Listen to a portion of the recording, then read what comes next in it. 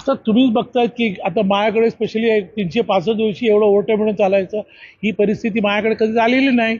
आज तुम्ही 4 ठिकाणी जाऊन बसलात तर त्यांनी पण हेच सांगितलं, मला वर्कर तर सोडायचं नाहीये, वर्करला मला सांभाळून ठेवावं लागेल, त्याला मी 2 तास ओव्हरटाईम पण द्यावं लागेल, कारण नाहीतर ते सोडून गेले तर कंपनी पुढे काय चालणार आहे. आता वार समजा महिन्याभर थांबलं किंवा दीड महिने थांबलं, पण पुढे वर्कर कुठे थांबणार.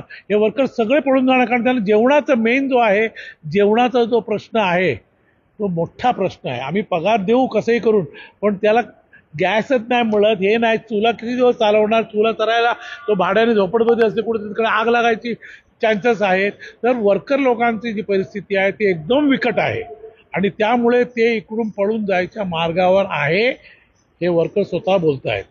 याच्यावर इंडस्ट्रीची परिस्थिती, जे वर्करच नसेल तर इंडस्ट्री काय चालणार आहे. किंवा मटेरियल नाही मिळत, मटेरियल जास्त भावात मिळणार आहे, इम्पोर्ट एक्सपोर्ट बंद झालेलं आहे, एक्सपोर्टला माल तयार ठेवलेला आहे पण ते जात नाही आहे, किती दिवस थांबणार आहे. आणि कंटेनरचा भाव जो आहे वरच चाललेला आहे, तर कोण एवढ्या महागात कंटेनर मागून त्या एक्सपोर्ट करणार आहे. कारण समोरची पार्टी तर पैसे देत नाही, त्यांनी एकदा ऑर्डर फायनल केले की त्यांना ते द्यायलाच लागेल. तर आता जी परिस्थिती आहे, मी तुम्हाला तेच बोललो, आठवड्याभरात तुम्हाला एक्झॅक्ट पिक्चर मिळेल की मी दौऱ्यावर आहे, चेक करायला कुठं काय काय काय प्रॉब्लेम आहे.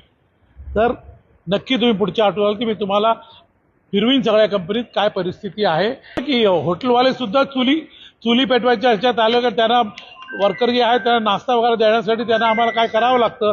तर हे जे परिस्थिती आहे एकदम म्हणजे वर्करला पोटात जेवण नाही गेलं तो का थांबणार इकडे.